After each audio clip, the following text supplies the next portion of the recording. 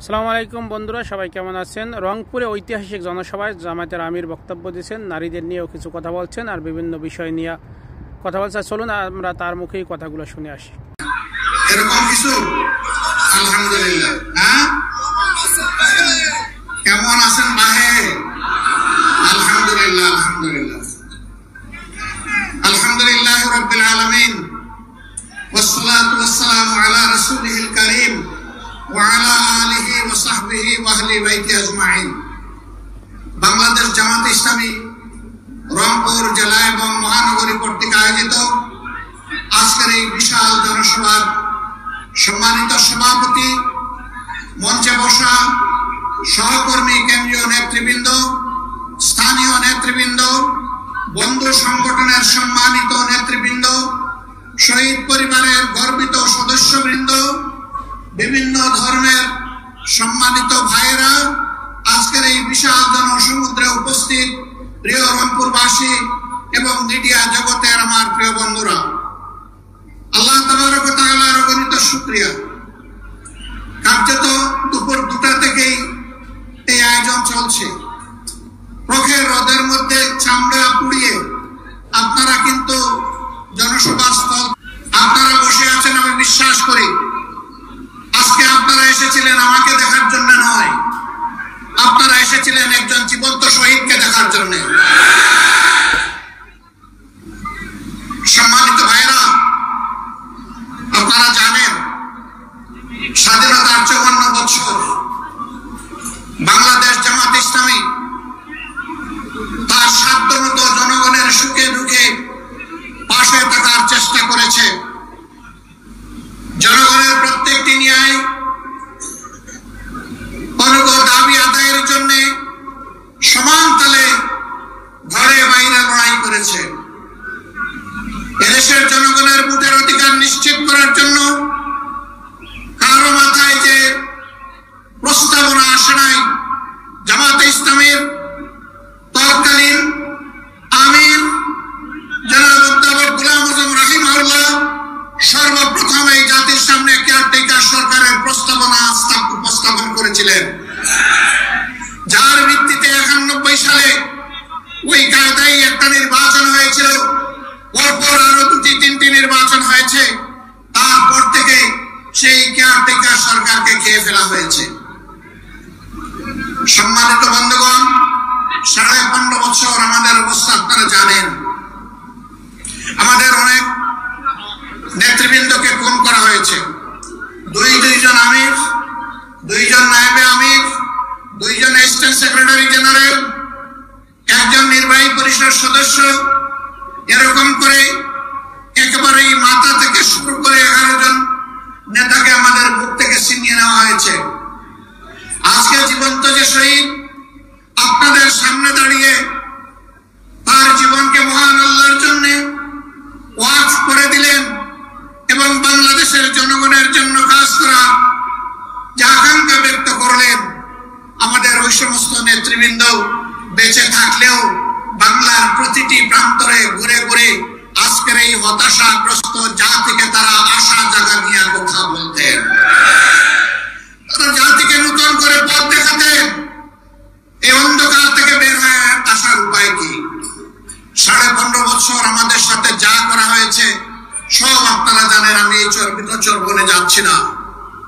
তারা অনেক মানুষকে খুন করেছে, আবার আল্লাহর ইচ্ছায় অনেককে তারা খুন করতে পারেনি। আমার সম্মানিত ভাই এটিএম আজহারুল ইসলাম বলেছেন, রাখে আল্লাহ মারেকে, কিন্তু আরেকটা তিনি বলেন নাই, ধরে আল্লাহ ছাড়ে কে?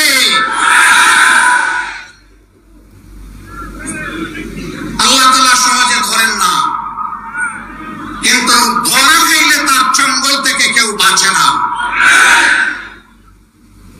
মহান মাবুদের দরবারে হাজার শুকরিয়া। সম্মানিত নেতৃবৃন্দ অন্যায়ের কাছে এক মুহূর্তের জন্য মাথা নত করেন নাই। আল্লাহর দেওয়া সম্মানের মাথা বারবার লুটিয়ে পড়েছেন, মাটিতে নত করেছেন, কিন্তু দুনিয়ার কোন অপশক্তির চক্রাঙ্গানিকে তারা পরোয়া করেন নাই। কোন লোক লালসার দিকে ফিরে তাকাননি, হুমকি ধমকিকে পাত্তাই দেননি, বরঞ্চ দিয়েছেন হাসতে হাসতে, কারণ তারা জানেন যে অভিযোগ তাদের বিরুদ্ধে করা হয়েছে এটি 16 আনা মিথ্যা। আর জনাব আজহারুল ইসলাম ভাইয়ের মামলার রায়ের মধ্য দিয়ে প্রমাণ হয়েছে এটা আসলেই 16 আনা মিথ্যা। তারা যদি বেঁচে থাকতেন, আমরা আদালতের আশ্রয় নিতাম, আমরা নিশ্চয়ই একই ন্যায় বিচার, একই রায় আমরা পেতাম। কোনো আফসোস নাই, কোনো আফসোস নাই।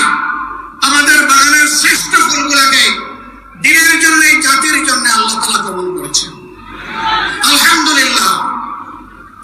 শুধু আল্লাহ তাআলার দরবারে আরজ করি, হে আল্লাহ, তোমার এই বান্দাগুলাকে মর্যাদাবান শহীদের কাতারে মিশিয়ে দাও। হযরত হামজা রাদিয়াল্লাহু তাআলা আনহুর মিছিলের কর্মী হিসেবে কবুল করো। হাশরের দিন হযরত হামজা রাদিয়াল্লাহু তাআলা আনহু তার নেতৃত্বের মিছিলে তারা যেন সামনের কাতারে থাকতে পারে, করতে চায়।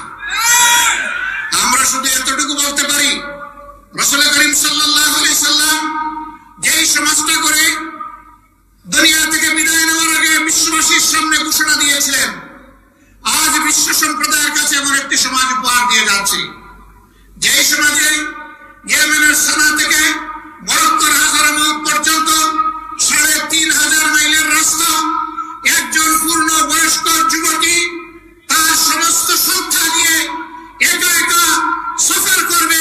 কোন জালিমের চোখ তার দিকে তুলে তাকানোর সাহস করবে না। মহানের রব ছাড়া কাউকে তার ভয় করার প্রয়োজন হবে না। সেই দেশ আজকে বিশ্ববাসীকে উপহার দিয়ে যাচ্ছে। আল্লাহর নবী মুহাম্মদুর রাসূলুল্লাহ সাল্লাল্লাহু আলাইহি ওয়াসাল্লাম তিনি আর ফিরে আসবেন না, কিন্তু তিনি তার অগণিত উম্মত দুনিয়া রেখে গিয়েছেন। আমরা সেই মদিনার ছায়ার আলোকেই খেলাফত আলা মিনহাজুন নবুওয়া এই বাংলাদেশে আমরা দেখতে চাই।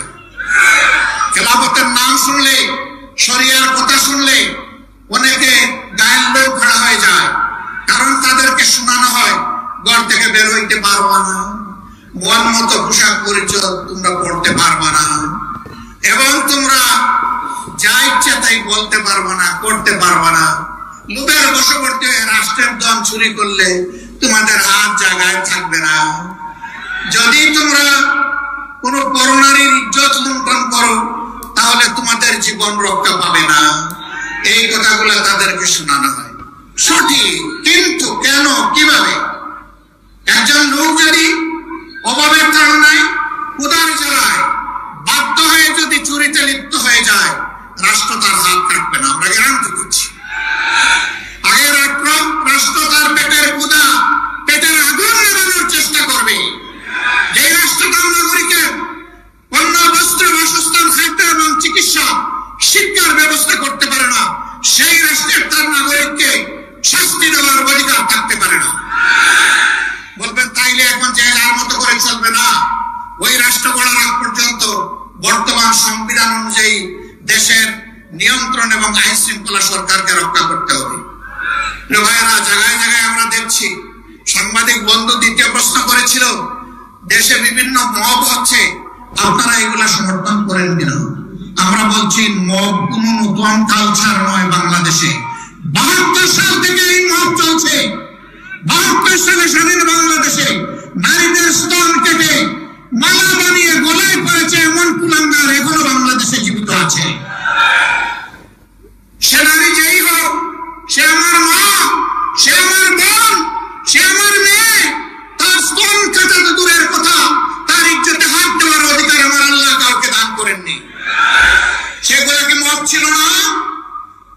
জীবন্ত মানুষকে কুচিয়ে কুচিয়ে ব্যানার দিয়ে ক্যামেরার সামনে, মুভি ক্যামেরার সামনে হত্যা করা হয়েছে, সেগুলাও মব ছিল। তাই বলে আমরা কি মবকে সমর্থন করব? না, সমর্থন করার প্রশ্নই উঠে না। কোন নাগরিক নিজের হাতে আইন তুলে নেওয়ার